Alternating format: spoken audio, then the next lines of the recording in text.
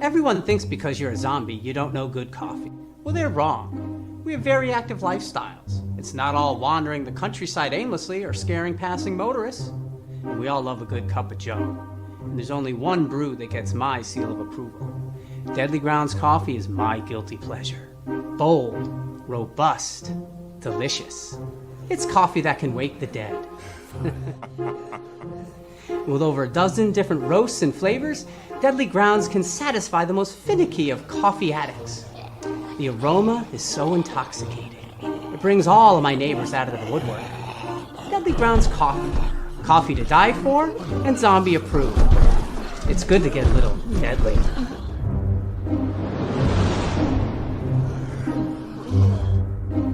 Use the front door!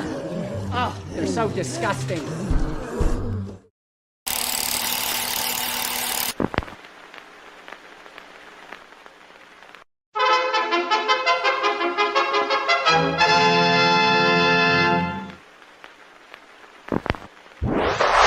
Persons under 18 will not be admitted.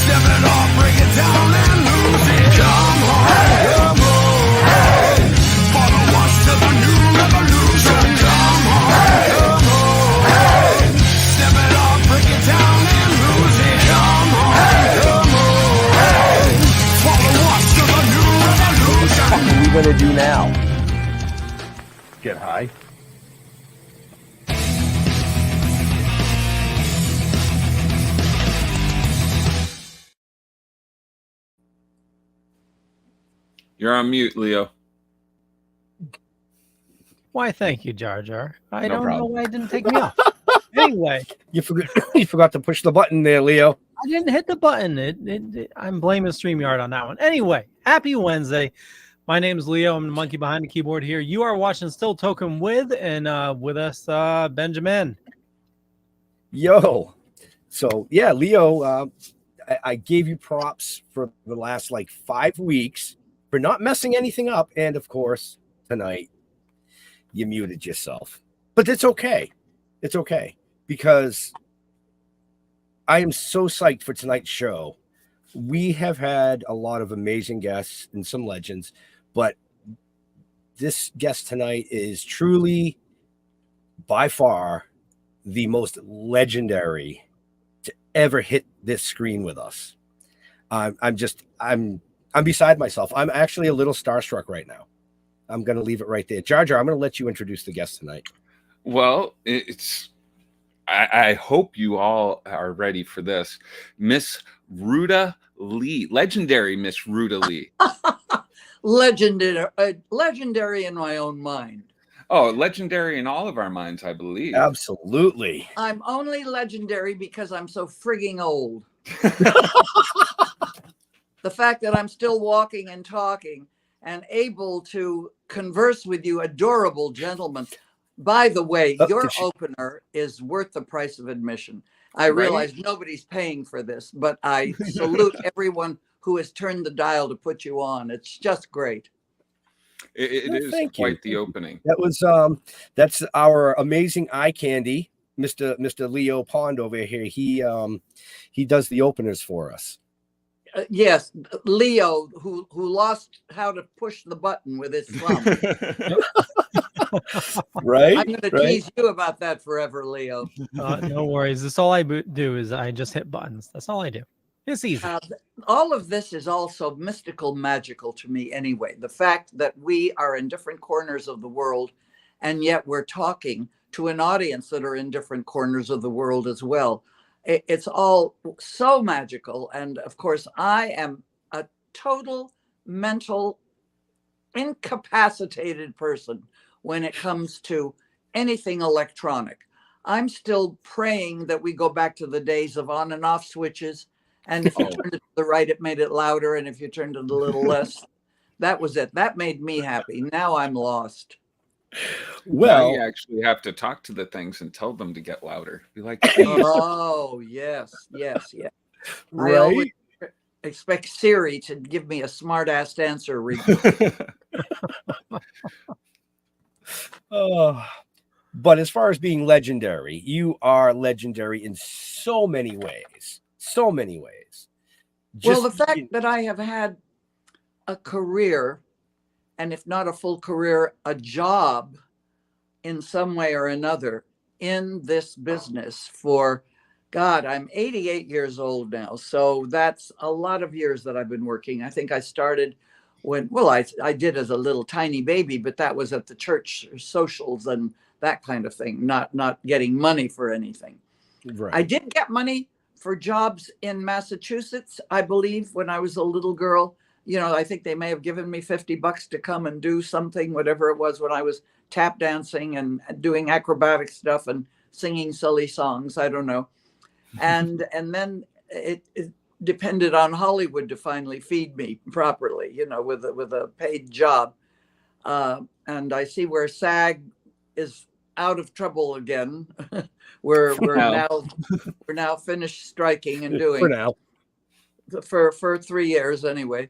Yeah. But right. It's been a wonderful life. And do you know that I will tell you something very honestly, that the best financial move I ever made was not stage or movies or television. They were very good to me, but it was my 5 years on Home Shopping Network.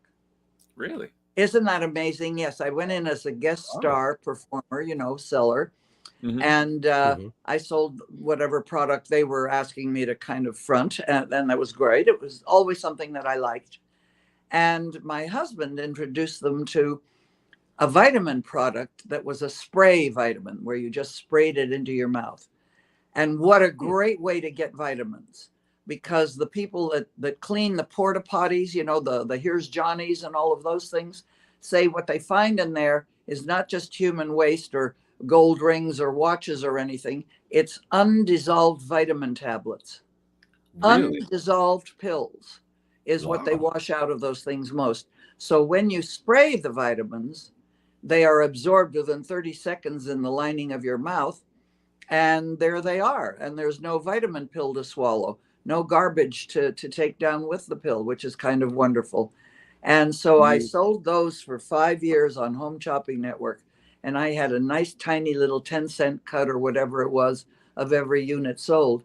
And wow, that was financially fabulous. So I say to all of my star type friends, if ever you have a really good product, take it to either QVC or Home Shopping Network or whoever is out there.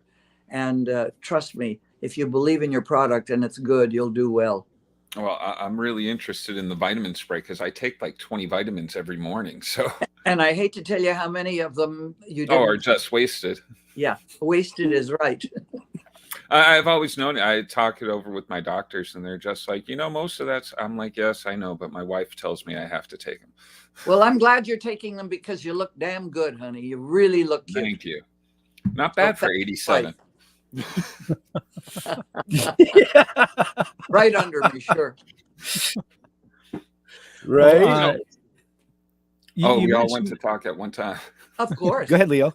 Yeah, you mentioned a little bit ago about paying gigs. I read that your first paying job in Hollywood, you were only 16. Is that true? Yes.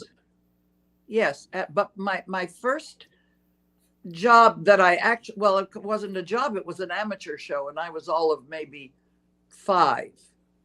And my mother put me in a sparkly little thing, and I sang a Lithuanian, or sometimes thought to be Russian, song, To Mexicali Rose. But I won, I don't know, $10 or something, and a watch. Oh, fantastic. Just unbelievable. The bee's knees. But my first paid job, of course, was television. And I think it was, I'm not sure, but I think it was Superman that was my first job. Oh, then wow. You just got this nerd's heart going. I was like, Superman? Really? Oh, yes. Isn't that great? And then, of course, my first movie job, which is my favorite to this day, was 7 Brides for 7 Brothers. And if you stop and think about how fortunate was I to get a job in a movie that was kind of the sob sister to everything that was going on at MGM. It wasn't the big money production, but it sure wound up being a big money producer because it is named one of the top movies ever made in Hollywood. And to think that I was in it in my first job. And those were the days when we worked 6 days a week, not 5 days a week like now. It was a 6-day week with Sunday off. And then another movie that I did later on, which was Witness for the Prosecution, was another one of the great films that was named as a top 100 ever made in Hollywood. So while I certainly didn't star in either one of them, I was nevertheless in them, and therefore take full credit for making them what they are today.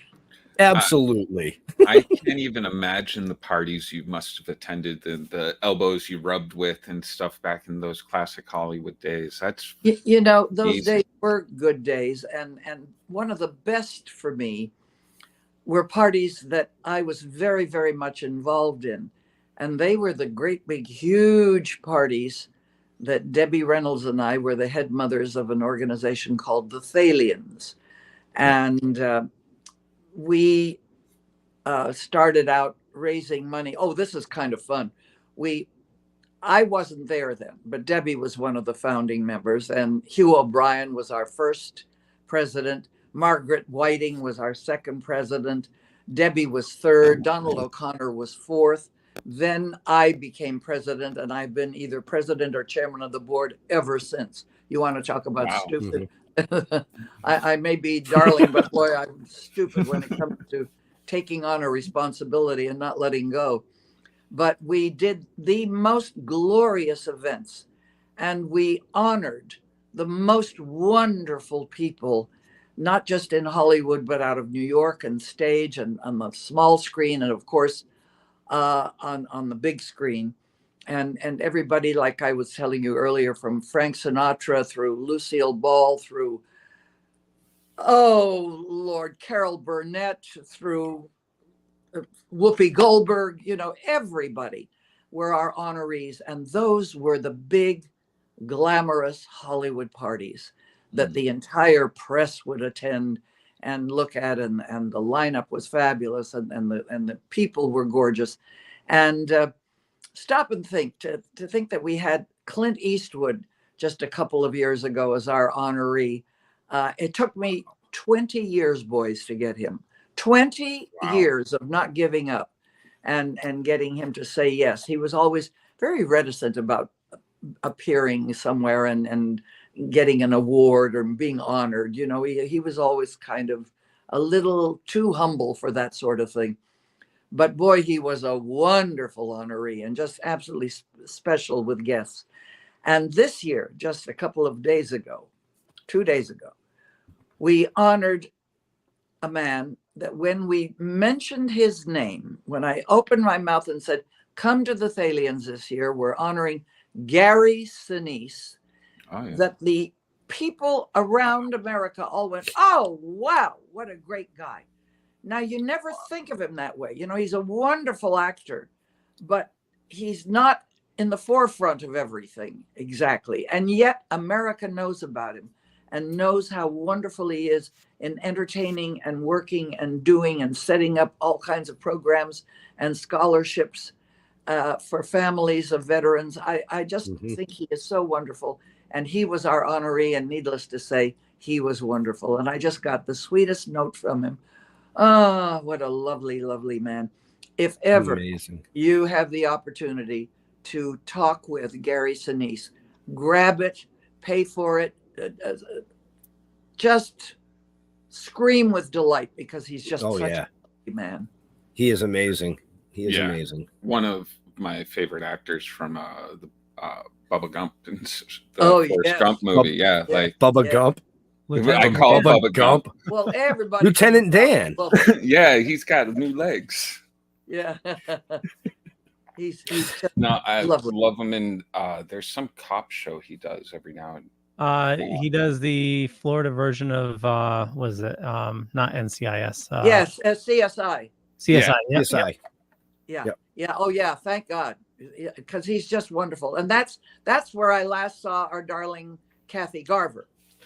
She was at our event, and there is an adorable girl. Kathy Garver has continued her career to the betterment of the world, because she makes appearances and does things for charitable works, and she's just such a darling girl. And I'm going to see her Sunday at an event where she is doing a reading of a Truman Capote, play, a Truman Capote book, a Truman Capote poem. I have no idea of what I'm seeing, but I don't care. I would see her read the phone book. She's great. That's awesome. Yeah, she is. She's an amazing lady. I had a lot of fun chatting with her. Not as much fun as I'm having right now, though. Oh, well, you're not saying anything. I'm doing all the talking. Yes, she is. That's okay. She's doing all the work for us tonight. I know. She's making it so easy for us tonight. What was it like when you got your star on the Hollywood Walk there? Oh, that was a great year for me. I got my star in the Hollywood Walk of Fame, which really made me feel great. I just sort of felt like, gee, I don't know about this. I also was honored by the president of Lithuania with Lithuania's greatest awards that they give to civilians. And but I have to tell you the story of how I got the star on the Hollywood Walk of Fame. Nobody selects. They just sort of, whoever the committee is says, well, we've got a space down here on Vine Street or over here or over there. And it just sort of happens. I didn't know where my star was going to be. When I was going to Hollywood High as a youngster, I would go and get a job in a local movie theater somewhere as an usherette. Now, most of your viewers won't know what the hell an usherette was, but we were little girls or boys that worked in the theaters and had a flashlight and took you down to the seats you wanted to sit in. Not that they were assigned, but wherever there were good seats, you put people in them. And then I could stand at the top of the aisle with my little flashlight in hand and watch the movie queens, you know, watch Betty Grable and Lana Turner and all these marvelous ladies, June Haver and Mitzi Gaynor, all of whom, by the way, became friends in later years. But I got a job at Grauman's Chinese. Well, that was a big deal, right? And there I stood in my pretty little Chinese tunic and the black pants and my flashlight. And I was in heaven, and I'd stand at the top of the aisle and just dream about someday doing that. And I'd pray and I'd say, dear God, please, please let me do this someday. Let me be one of those queens. Please let me do this. Fade out, fade in. I get promoted to Candy Girl. Now, I'm lousy in math. I'll tell you that. To this day, I'm lousy in math. But I could deal with the candy department because everything was 10 cents, 15 cents, 25 cents. A big box of popcorn was 50 cents. Big. So that was okay. Then one night, and I could duck over and watch the movies when nobody was buying anything. One night, the girl in the box office gets sick, and I am promoted to box office. And I said to the manager, I can't do this because tickets are like $1.79 or $3.96 or, you know, those odd numbers that everything always was. I can't do that. I can't do the math. He said, no. Look, all you do is punch in 2 tickets at $1.76 and then punch in $5 if that's what they give you, and it'll give you the right change. Well, we were $40 short that night. Oh boy. The machine gave more than it should have. And I got fired. And I stood there crying, saying, I didn't steal the money.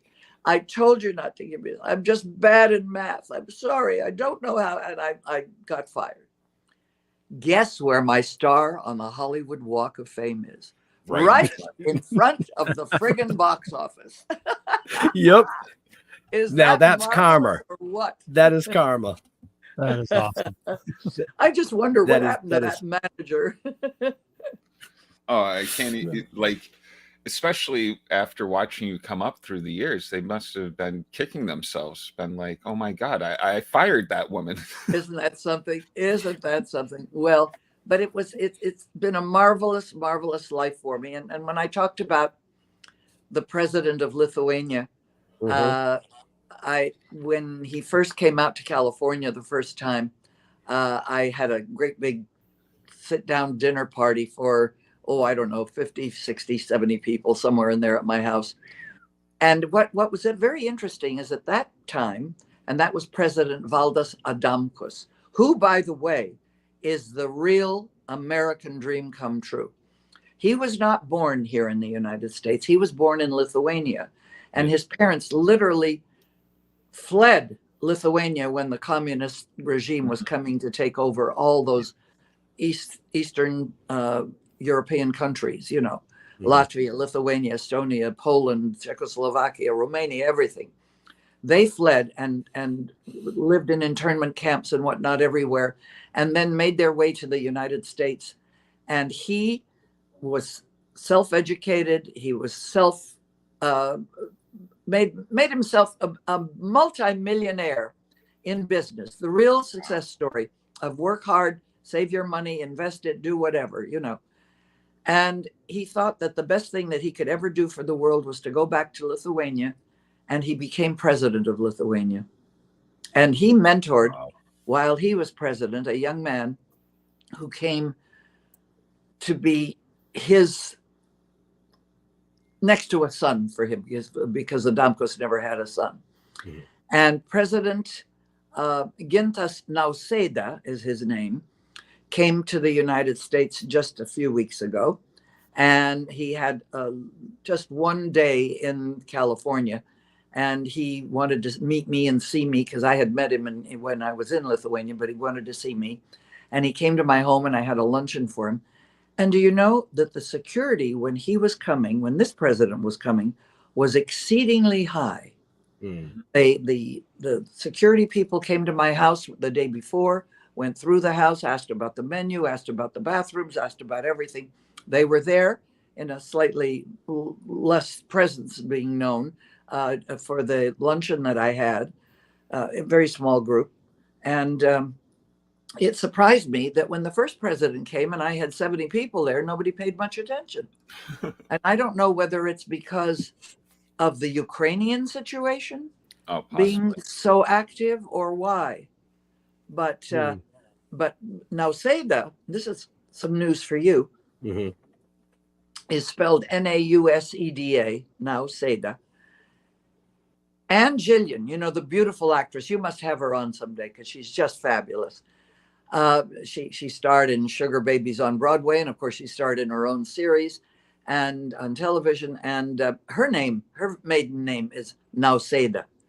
So they were to be at the luncheon, and I thought they'll compare and see, do they have some kind of familial connection down the long line? Because Lithuania is small. How many Nausedas can there be? Yeah, right. And she was terribly injured, as was her husband, who's still, unfortunately, in care, as is she, the day before in a terrible car accident. And so she never got to meet up with the president, but I'll take her to Lithuania when she's well, and we'll visit there at the White House. It's kind of nice to be able to say, we'll go to the White House. I'm sitting here like in awe. She's rubbing elbows with foreign dignitaries, and I'm like, hey, Leo and Ben, want to go get a soda? Well, I mean, you said it took you 20 years to get Clint Eastwood on. Clint. Because you're very persistent and you don't give up. Which brings me to a lot of reasons why you have visited Lithuania. And that was because of your family, correct? My family was born, raised, and married there. They wanted to get into the United States, and the quotas were closed. This was 29. And so what was the next best thing? Canada, right next door.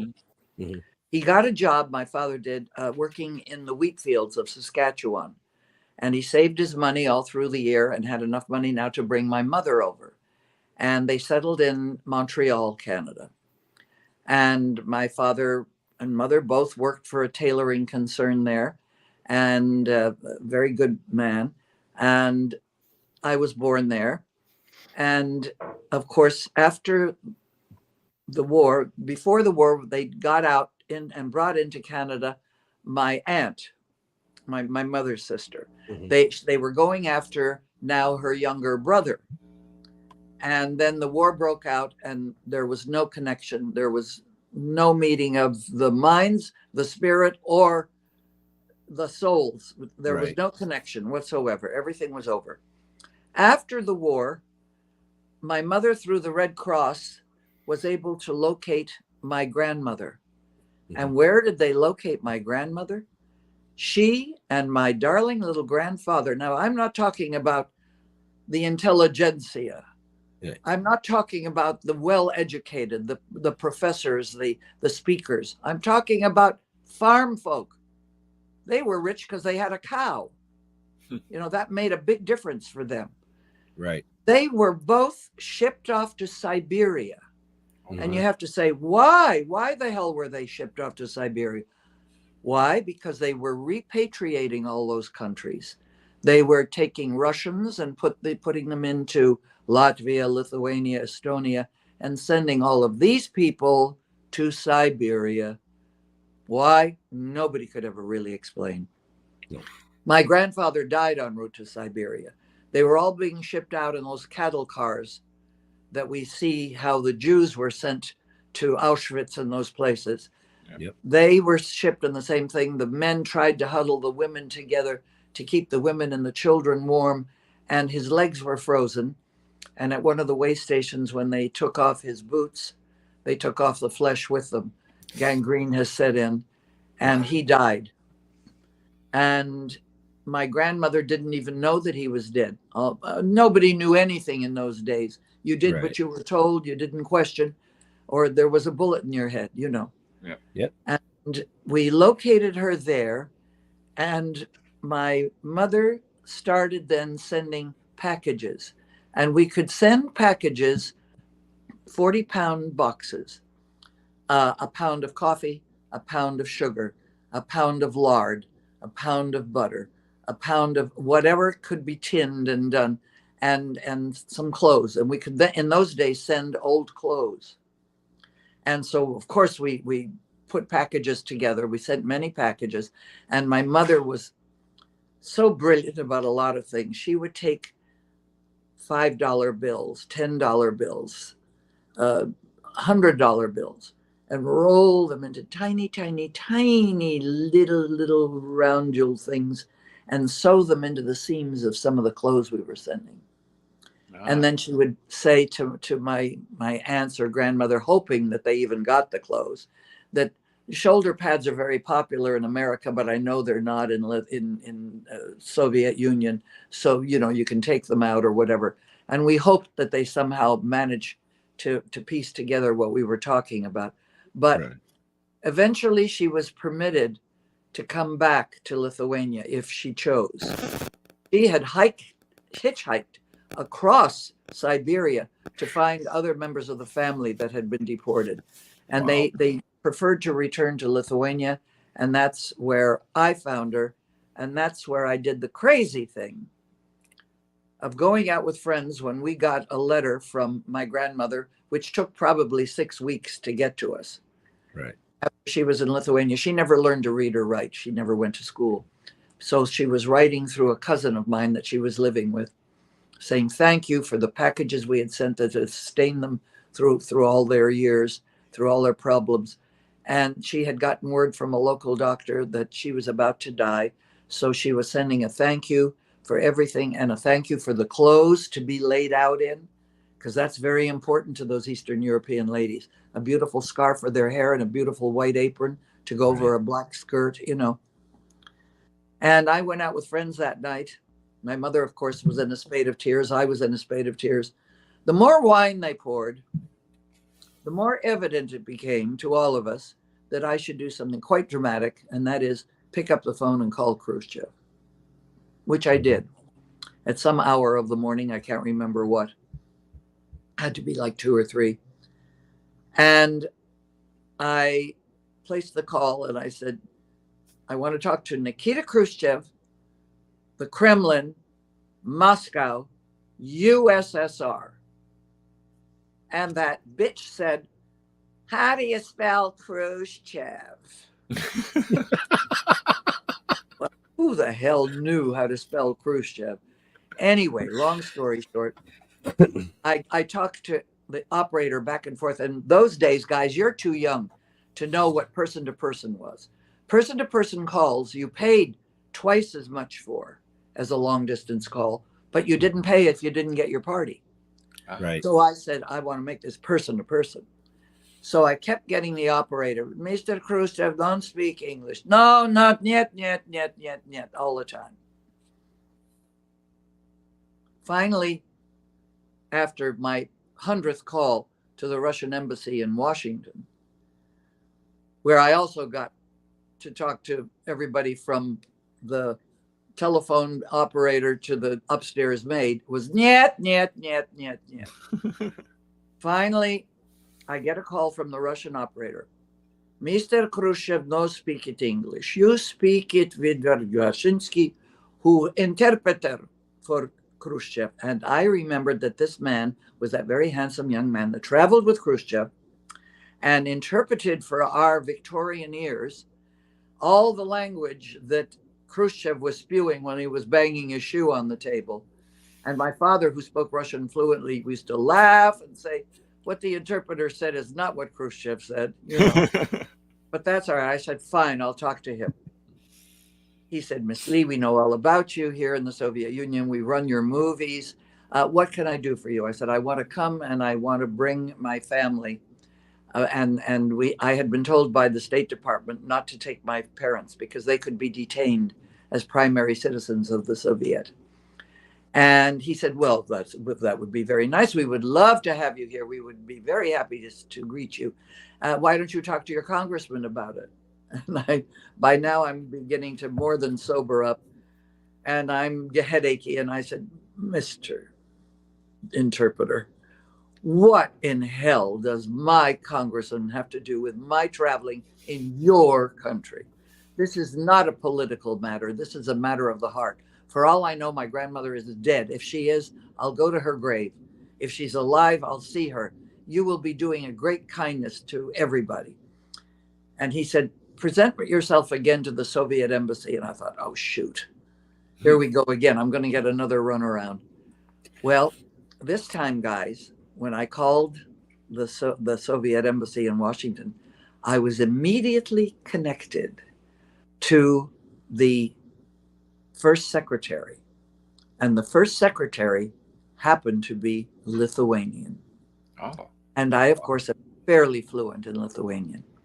But boy, you can tell that those hotlines between Moscow and the embassy must have been ringing, because let's put it this way, within 48 hours, my papers were signed, sealed, and I was on a Pan Am flight to Moscow and then back to Lithuania, and found my grandmother, who had been miraculously moved. Why? Because the Americans were coming, from the little village and the dirt floor hut that she lived in to the main hospital in Kaunas, which is the second biggest city in Lithuania.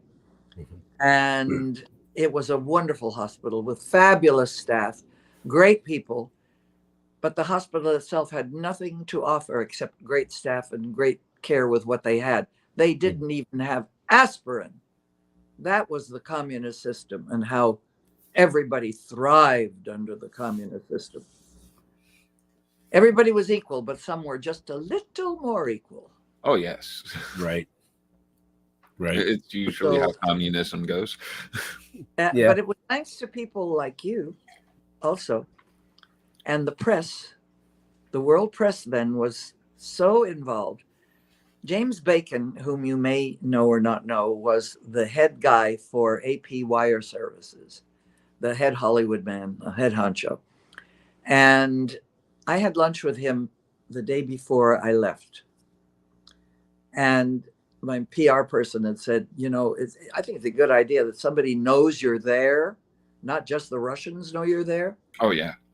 And he did a story that hit front lines everywhere, front pages rather, on every paper in the world, including Japan and Lower Slobovia. You know, it was just incredible. But I never saw it because I was on the plane going, and they didn't run it in the Soviet Union. But it had to do with young starlet goes and fights Khrushchev for to get grandmother, old granny, out of Siberia, you know, all of that stuff. So it was quite a story. And of course, what did the Soviet authorities have to do but be nice to me?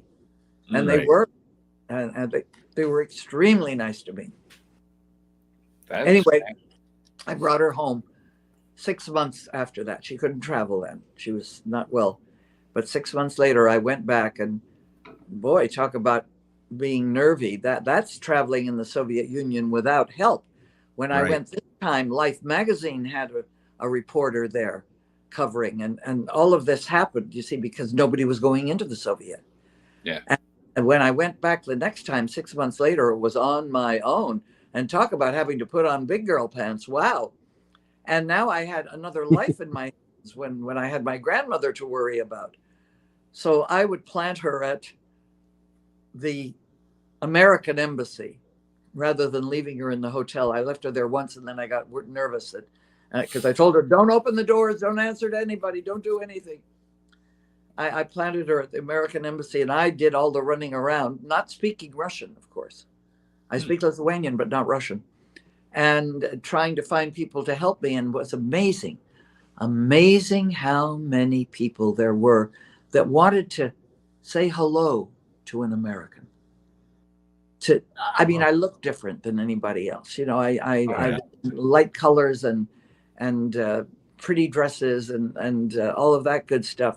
And they're all in their heavy drab work things, you know.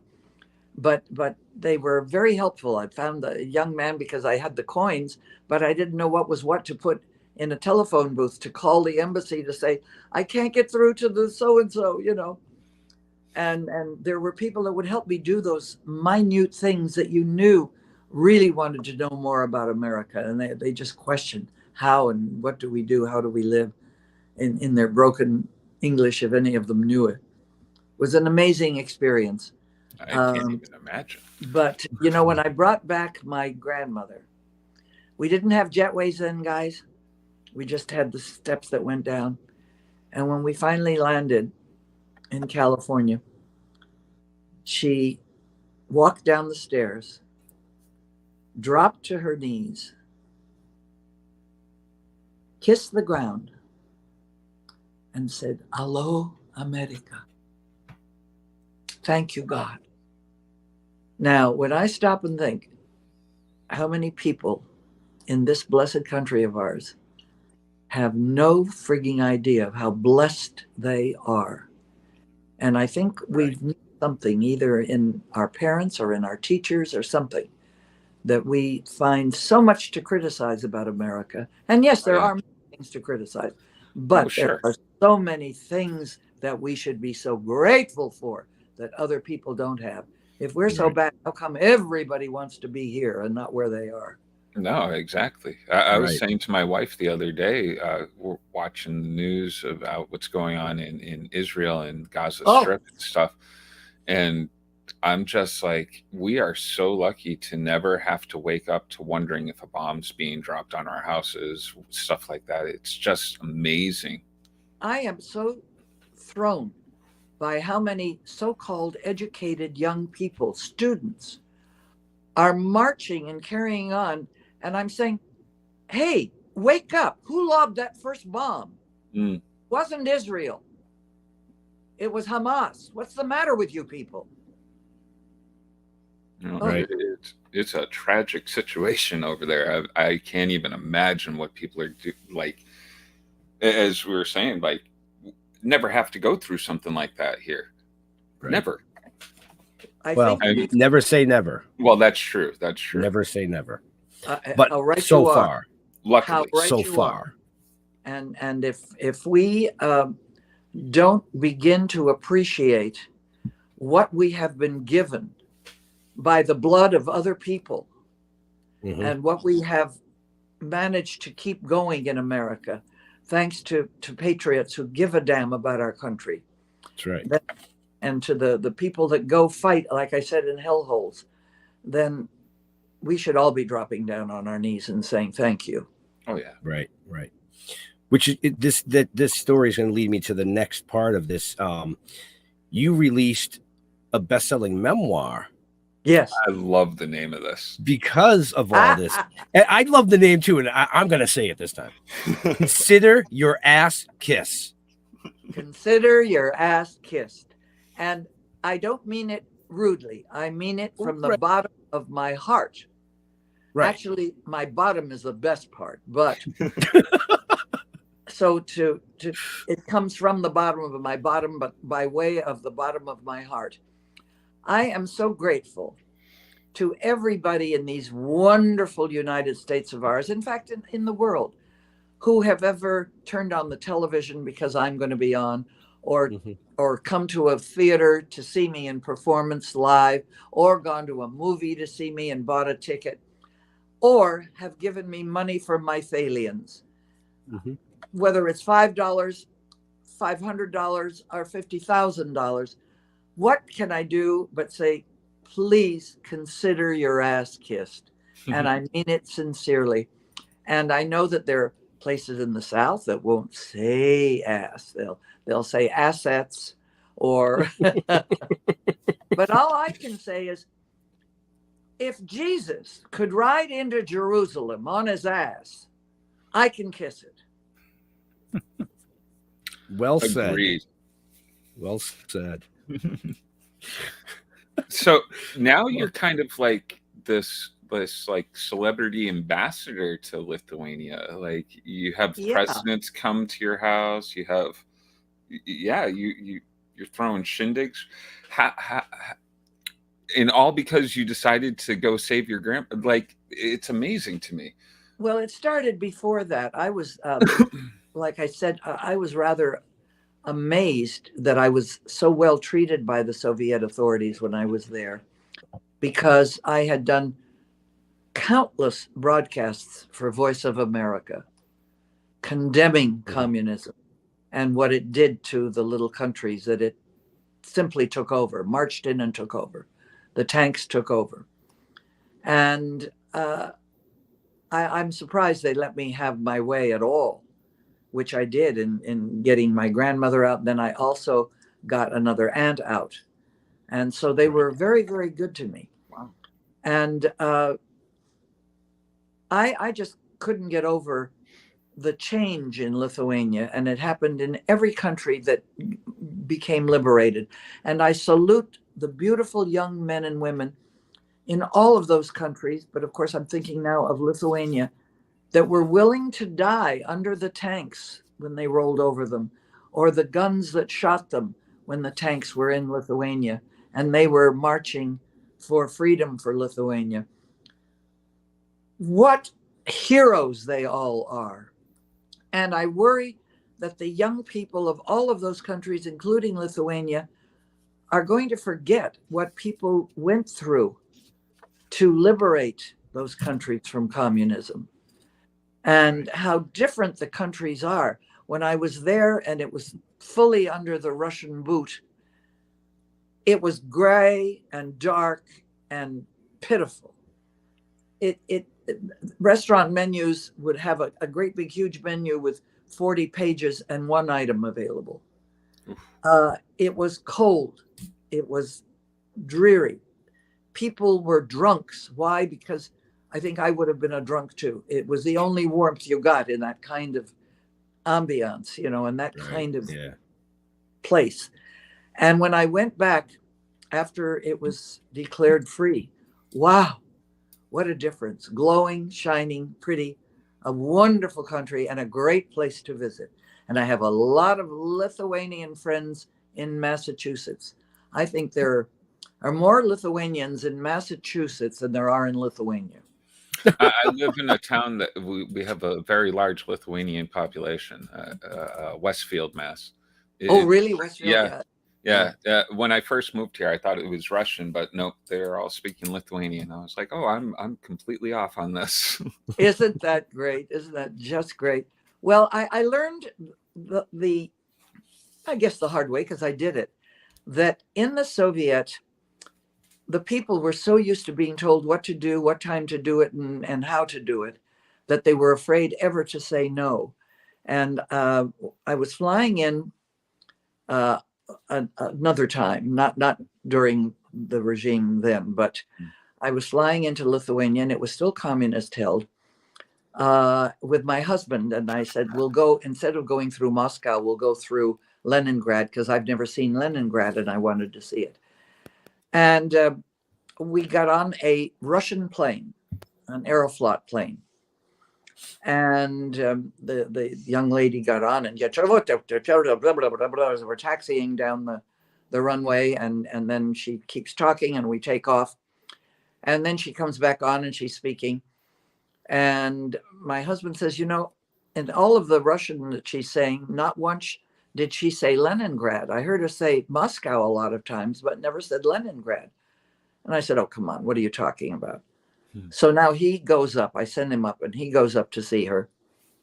And the young lady, and he comes back ashen faced, and he says, you won't believe this, but we're going to Moscow. Now I had done a little bribing and whatnot and at the other end. And I said, oh, that's impossible. No, it can't be. Look, I mean, we got on, let's face it, the zoo in London when you get to Heathrow. But it was, you know, Aeroflot flight 129 this way, Aeroflot flight 129, Aeroflot flight 129, Leningrad this way. We did everything right. We weren't wrong. So I go up now, the Banty Rooster here, and says, excuse me, but I think my husband is not hearing correctly. Do I understand that we are going? Yes, of course, to Leningrad. This is flight 123 or whatever. Well, captain say, everybody in plane, all 300 people, don't go Leningrad. They go Moscow. So we go Moscow. Only 3 passengers go Leningrad. So you see, it was one of those flights where you went to Leningrad It's first, like then to... connecting. And I said, excuse me, look, you see my ticket? You took it. It says Leningrad right there. Let's go to Leningrad. Oh no, you go Moscow. You wait overnight. You go next day to Leningrad. No, that's not exactly what I have in mind. I said, you tell the captain that this doesn't work. I am going to Leningrad to meet with the directors of the theater and the cinema and a big meeting about American films, etc. And they're going to be very disappointed. So you tell the captain to either turn this plane and take me back to Heathrow or take me to Leningrad. Well, I'll be damned if he didn't turn that plane and we didn't go to Leningrad. Wow. They were not used to hearing no. Of course, I lied through my teeth about meeting. That's hilarious. But the point was, nobody ever said, no, you're not going to pull this stuff on me. I've got something higher in mind, you know. So it worked. And I don't know, maybe that's why they let me in and let me out with my whole family and this wonderful visit. And they let me in and out again the second time and the third time. And then finally, when I went back to the liberated and now free Lithuania, what a difference it made. Oh, what a difference. It glowed. It glowed the way Broadway glows. It glowed the way everything we love about America glows, you know, whether it's the wheat fields glowing or whether it's stage lights on a showbiz production. We have so much to smile and laugh about in the States, and I'm going to get off my soapbox now. That was, I'm in awe. Like it's so cool to be able to talk to you. I'm telling you, like, this is like a highlight of our podcasting career, I guess you would call it. Well, like, actually, because of the numbers that we have hit, we are now considered an online talk show. Oh, I'm so happy to hear that. Congratulations. Yeah. Oh, yeah. How wonderful. Yeah. Well, I have been I'll show you your business too. I did a show called Talk of the Town with my girlfriend, Tony Holt Kramer. And I know how tough it is to interview somebody that gives you monosyllabic answers. You know, I'm the kind, if you turn the mic on, I'll talk for an hour easily. Oh, no, I love it. And I know how tough it is when you say, well, tell me about how your new show was. Great, wasn't it? And they go, yeah, it was great. We've had those. Something else to fill the space with, you know. No, you have great stories. This is I mean, fantastic. The stories are amazing. One other thing that you have done is you've also done some voice acting. Really? Yes, I have. I did a series called The Frankenstones, and I had such fun doing that. I worked for Hanna-Barbera, who, of course, have done so much. I did a lot of their series. And I usually get to play the Wicked Witch or some hag or other because my voice is deep. It's not a little girl voice. And it was such fun to sit around on stools in front of a mic and make funny sounds and get paid at the end of the day. Right. That wasn't bad at all. In fact, that's one of the great joys of show business is that we all in show business do what we love. We would do it for nothing. Let's face it. I'm sure you know what I'm talking about. You would do what you do also. Oh, I don't want your bosses to hear this. Yeah. We are the bosses. Well, good. Then you can pay yourselves. Give yourselves a raise. What the hell? Oh, fantastic. Nice. But we do 50% of nothing is nothing. Love it. But I love television because it hits such a huge audience with one hello. Movies I love because so much care is given to each line, the way it's delivered and why, and the lighting, etc. So that you love that. I love live stage performances best of all, because there's nothing at all like that live breathing with you, sighing with you, crying with you, laughing with you audience. Right. That's an animal that is so wonderful. And to get a standing ovation at the end of a performance, of course, that's gold. And then to get paid at the end of the week, woo, that's really gold. You should have somebody writing the movie of your life, because my God, I would watch the hell out of this. Right. Oh, I'm glad to hear that. Well, I think that consider your ass kissed. Of course, I want everybody to run out and get that. Absolutely. I keep saying COVID did in all of our small bookshops and everything. So I like for people to do those. They can order them for you. Or, of course, if you want it tomorrow, call Amazon and get it. Yep. It's on there.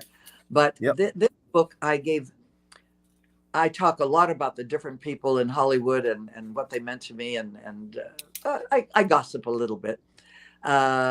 It's a fun book to read. It's a very easy read. But I gave my grandmother and the story of the Soviets taking over Lithuania and all those countries, very short shrift. I gave it one chapter, and it's worth so much more. Yeah, it's the juxtaposition of a young girl beginning to make her way in Hollywood, becoming a starlet and getting things going and getting attention, and a woman in Siberia not knowing what she was going to eat, how she was going to stay warm. That to me takes so much more, and it's so much more important than anything I have to say about my career. It's far more important, and I sort of feel like I will be doing much bigger work if I can actually sit down and do that book, because boy, I think that was the hardest job I ever had. I think I have such high regard for any authors who sit down and do this at a typewriter day after day after day. Well, Ben's an author. He should know. One page a day. A page a day? That's all? 1 page a day. If you can do 1 page a day, you'll have a book. But what happens when you Well, no, sometimes I do more than one. Okay.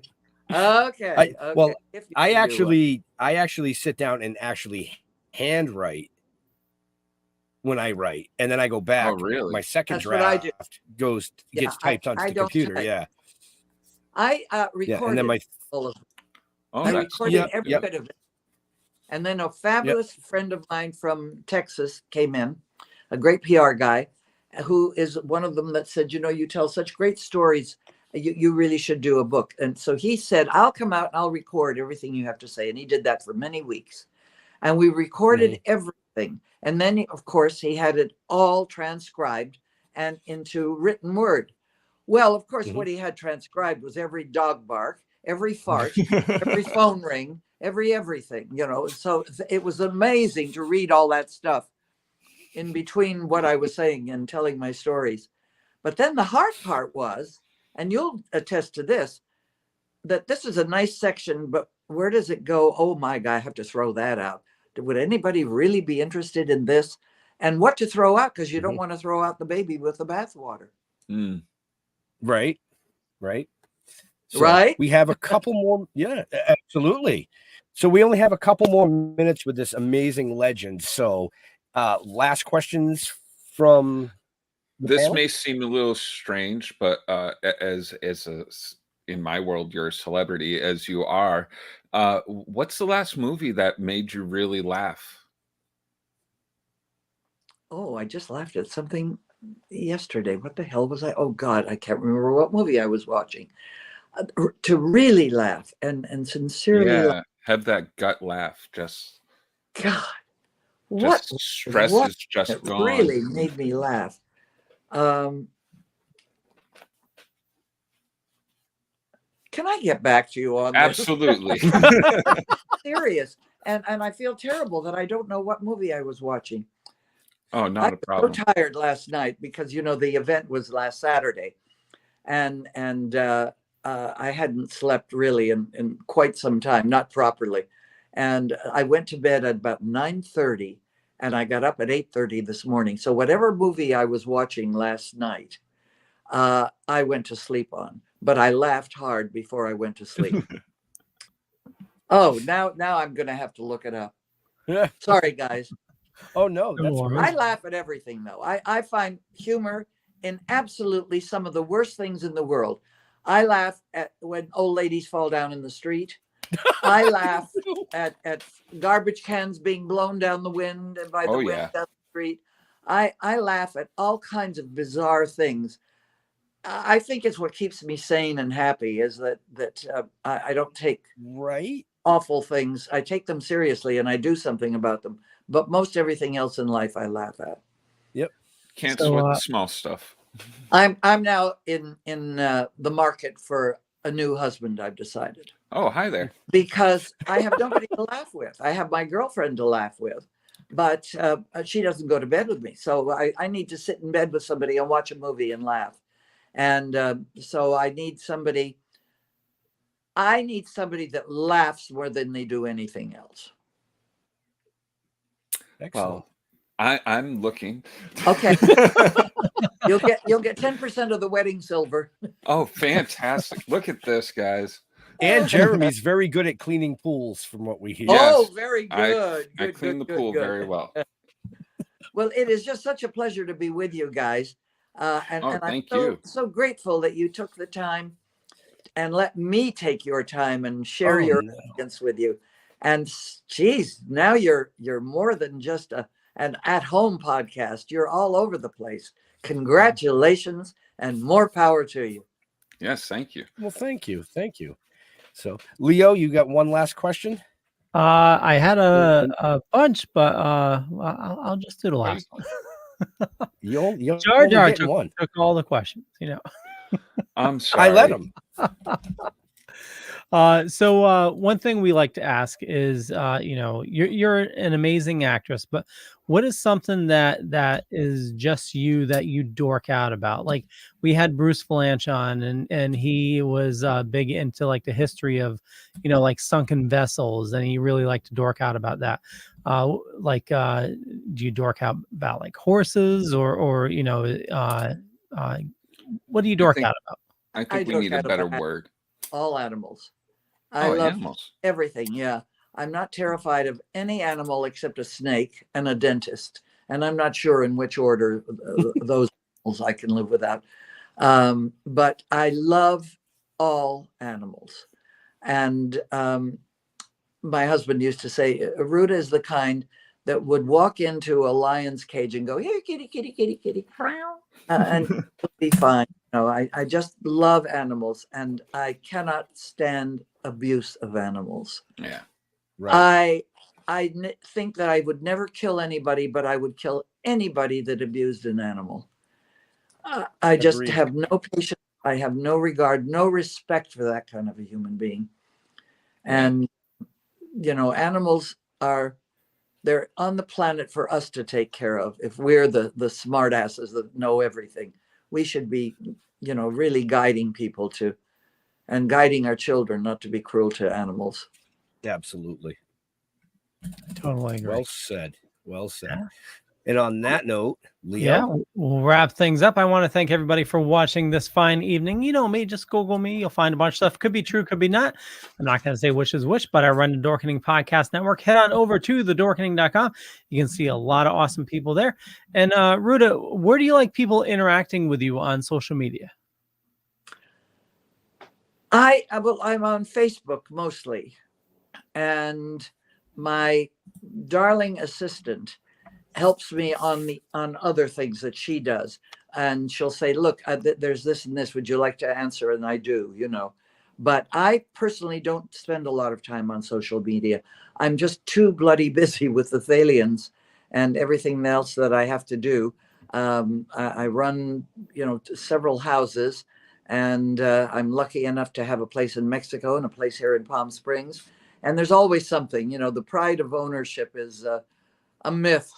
It's lovely, but it's so much easier to just pay somebody the rent and let them. Oh boy. So I'm not out on social media as much as I'd like to be, but I will find you or you'll find me one way or another. There we go. Awesome. Jar Jar. Hey, I'm here every week. No, I'm not. I'm on Splash Pages every Tuesday night at 8 p.m. And then I also have the Re-Education of Nancy Ann Ritter, which gets dropped every Sunday. So there's 6 episodes out. Check that out. And check me out on Facebook at Jeremy Courtney. Awesome. Benjamin. So everything you want to know about us, stilltoking.com. From the comic books to the novels to the animation to the TV series to this amazing show that we do. We want to thank Ruta for coming out and hanging out with us. I mean, a true legend, true legend. I grew up watching her in everything. I mean, literally, I was sitting there today going, Hogan's Heroes and Three's Company, and I am totally blown away. Thank you so much for coming out and hanging out with us tonight. Everything you guys want to know about Ruta is in the show notes up above or down below, depending on where you're watching or listening to us. But to all our veterans and first responders, we want to thank you for doing what you do so people like us can do what we do. Stay safe. We'll see you next week. We're out of here.